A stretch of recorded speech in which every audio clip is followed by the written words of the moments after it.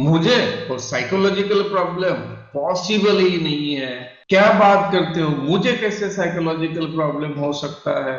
मैं तो हमेशा ही पॉजिटिव सोचता हूँ, तो मुझे कैसे साइकोलॉजिकल प्रॉब्लम हो सकता है? क्या आप मुझे मूर्ख समझते हो कि जो आप कहते हो कि मुझे साइकोलॉजिकल प्रॉब्लम हो सकता है? क्या मैं मेंटल हूँ जो मुझे साइकोलॉजिकल प्रॉब्लम हो सकता है? मुझे कुछ भी हो सकता है, लेकिन मुझे साइकोलॉजिकल प्रॉब्लम हो ही नहीं सकता। ये पॉसिबिलिटी नहीं है कि मुझे किसी भी प्रकार का साइकोलॉजिकल प्रॉब्लम हो सकता है।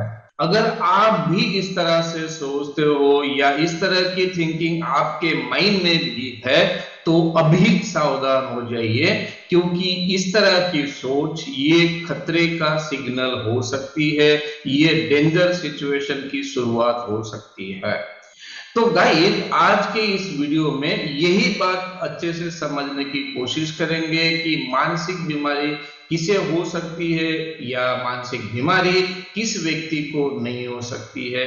मानसिक बीमारी का सही अर्थ क्या होता है, साइकोलॉजिकल प्रॉब्लम का सही अर्थ क्या होता है, इन्हीं बातों को आज के इस वीडियो में समझने की कोशिश करते हैं। मैं हूँ doctor B Shashikant, consulting psychologist, train in rational emotive behaviour therapy और कॉग्निटिव बिहेवियर थेरेपी। दोस्तों, शुरुआत में ही देखेंगे कि मानसिक बीमारी किसे कहते हैं, साइकोलॉजिकल प्रॉब्लम किसे कहते हैं, बीमारी का अर्थ क्या होता है। इस बात को शुरुआत में समझते हैं। बाद में ये बात समझेंगे कि किस व्यक्ति को मानसिक बीमारी होने की संभावना होती है और किस तरह के व्यक्ति को मानसिक बीमारी होने की संभावना नहीं होती है। इस बात को भी बाद में समझने की कोशिश करते हैं। तो आइए स्टार्ट करते हैं पहली बातों से। दोस्तों, साइकोलॉजिकल प्रॉब्लम और साइकोलॉजिकल बीमारी, इसका क्या अर्थ होता है, इस बात को समझने की कोशिश करते हैं। शुरुआत करते हैं साइकोलॉजिकल प्रॉब्लम से। साइकोलॉजिकल प्रॉब्लम का अर्थ क्या होता है? अगर व्यक्ति के विचार, वर्तन और भावनाओं में कुछ भी समस्या उत्पन्न होती है, जैसे किसी भी व्यक्ति के विचारों में दोष उत्पन्न होता है या किसी भी व्यक्ति के भावनाओं में दोष उत्पन्न होता है या बिहेवियर में दोष उत्पन्न होता है, तो उसे साइकोलॉजिकल प्रॉब्लम्स कहा जाता है। अभी विचार, वर्तन और भावना, इसे ही साइकोलॉजी कहा जाता है। इसके अलावा दूसरा कोई भी घटक उसमें इन्वॉल्व नहीं होता है। तो ये हो गया साइकोलॉजिकल प्रॉब्लम। लेकिन बीमारी किसे कहते हैं? तो बीमारी उसे कहते हैं कि व्यक्ति के विचार, वर्तन और भावनाओं के जो लक्षण है, व्यक्ति के विचार और भावनाओं में जो परिवर्तन हुआ है, वो DSM-5 और ICD-10 के हिसाब से इन किताबों में दिए गए क्राइटेरिया के अनुसार अगर वो सिम्टम्स मैच होते हैं, किस तरह के सिम्टम्स, विचारों के, वर्तन के और भावनाओं के लक्षण अगर मैच होते हैं, तब उसे बीमारी कहा जाता है। साइकोलॉजिकल प्रॉब्लम होना ये नॉर्मल और नेचुरल बात होती है। इसमें कोई भी दिक्कत नहीं है या इसमें कोई भी अचरज की बात नहीं है, ये स्वाभाविक बात है। अभी देखिए, ये जो साइकोलॉजिकल बीमारी होती है, ये इंसान के ब्रेन में होती है, लेकिन ब्रेन के हार्डवेयर में नहीं होती है, तो सॉफ्टवेयर में होती है। सॉफ्टवेयर का मतलब क्या है? व्यक्ति के वर्तन में, व्यक्ति के विचारों में या व्यक्ति के बिहेवियर में इस तरह की बीमारी उत्पन्न होती है।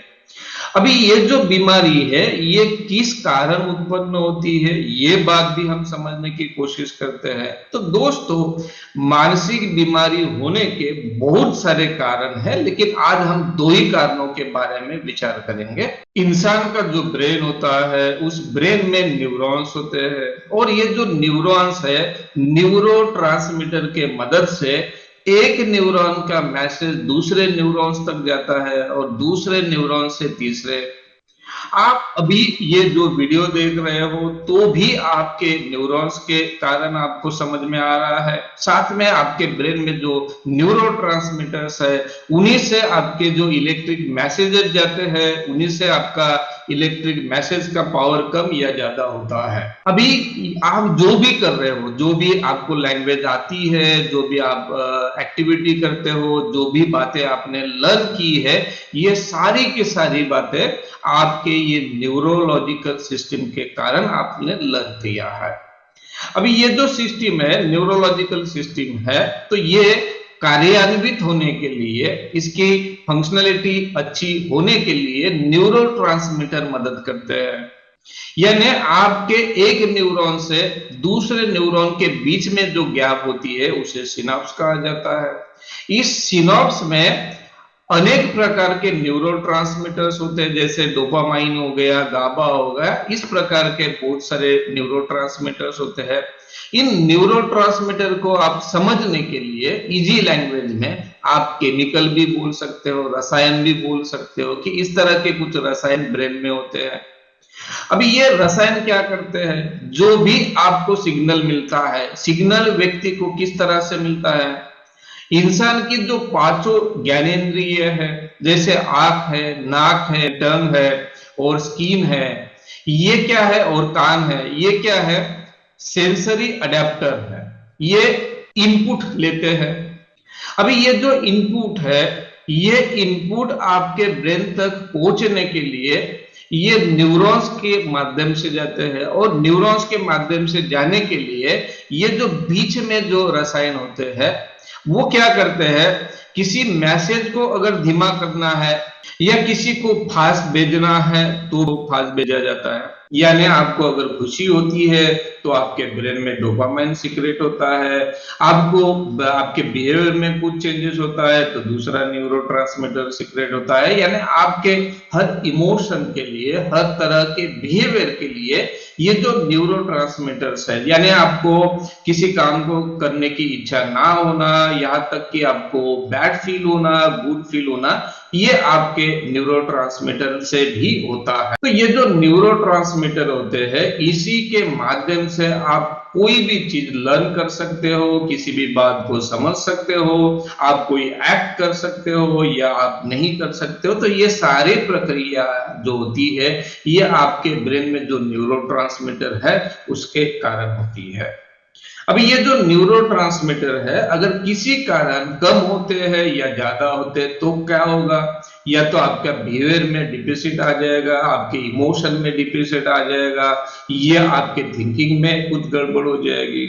अगर मान लो ये न्यूरोट्रांसमीटर बढ़ जाते हैं तो क्या होगा, आपका मूड अचानक से बढ़ जाएगा या घट जाएगा, या कुछ भी चेंजेस हो सकते हैं। लेकिन कहां पर चेंजेस होंगे, आपके थिंकिंग पर, आपके इमोशन पर और आपके बिहेवियर पर चेंजेस हो जाएंगे।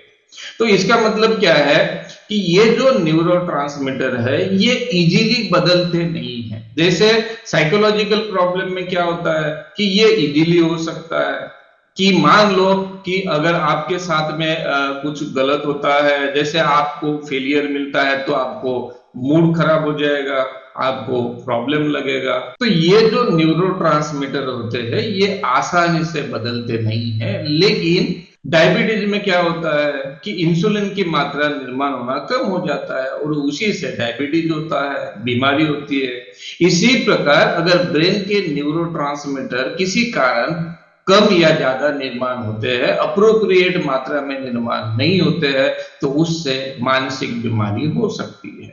अभी मानसिक बीमारी होने के दो कारणों में से एक कारण तो हमने समझ लिया कि न्यूरोट्रांसमीटर में जो बदलाव होता है उसके कारण हो सकते हैं, या दूसरा कारण यह है कि व्यक्ति के जीवन में कुछ अच्छी बातें घटित होती है, कुछ बुरी बातें घटित होती है। लेकिन जब बुरी बातें घटित होती है यानी नेगेटिव बातें घटित होती है, तब उस घटना का अर्थ अगर उस इंसान ने इलॉजिकल लगाया, अतार्किक लगाया, तो व्यक्ति को उससे प्रॉब्लम हो सकता है या उसे बीमारी हो सकती है।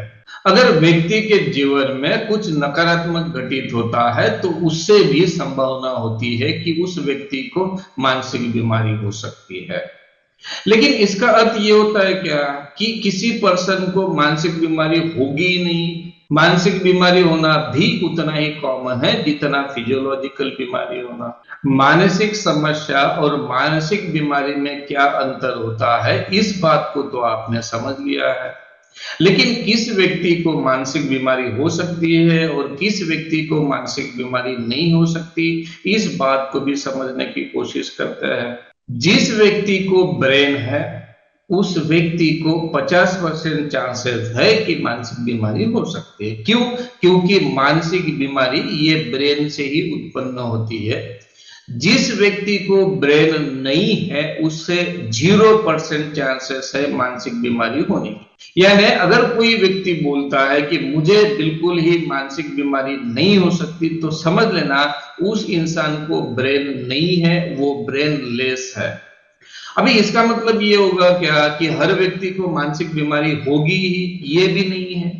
हाँ, पॉसिबिलिटीज बढ़ जाएगी, पॉसिबिलिटीज होगी, लेकिन जब ये रिजिडिटी बढ़ जाती है कि मुझे मानसिक प्रॉब्लम हो ही नहीं सकता, मुझे साइकोलॉजिकल प्रॉब्लम हो ही नहीं सकता, तब इंसान क्या करता है, छोटे से प्रॉब्लम पर या जो साइकोलॉजिकल प्रॉब्लम होता है, जो कुछ सेशन में खत्म होने वाली होती है, उन पर वो ध्यान नहीं देता और वो खुद ही रिजिड होता है कि मैं ही हैंडल कर सकता हूँ, मुझे किसी की जरूरत नहीं है, मुझे किसी के पास जाने की जरूरत नहीं है, मैं कमजोर नहीं हूँ, और ऐसे मानकर वो इसी बात को दोहराता जाता है। और जो सिंपल सी प्रॉब्लम होती है, सिंपल सी प्रॉब्लम कुछ सेशन में खत्म होने वाली होती है, उसको वो इतना बढ़ाता है, इतना बढ़ाता है कि वो जो प्रॉब्लम है एक दिन उसकी जान भी ले सकती है, उसका जीवन भी एंड कर सकती है। और इसीलिए इस तरह की रिजिडिटी हमारे लिए खतरे की घंटा हो सकती है। तो रिजिड मत बनिए, फ्लेक्सिबल बनिए। अगर आपको भी विचार, वर्तन और भावना संबंधित अगर कोई इश्यूज है, कोई प्रॉब्लम है, तो साइकोलॉजिस्ट को जरूर दिखाइए। आज के लिए बस इतना ही, मिलते हैं नेक्स्ट वीडियो में नई इंफॉर्मेशन के साथ में। ये वीडियो आपको कैसे लगा ये कमेंट्स में जरूर बताएं, ये वीडियो औरों को भी शेयर करें, और अभी तक अगर आपने इस चैनल को सब्सक्राइब नहीं किया हो तो अभी इस चैनल को सब्सक्राइब करें। मिलते हैं नेक्स्ट वीडियो में। वीडियो देखने के लिए आपका धन्यवाद। Thank you.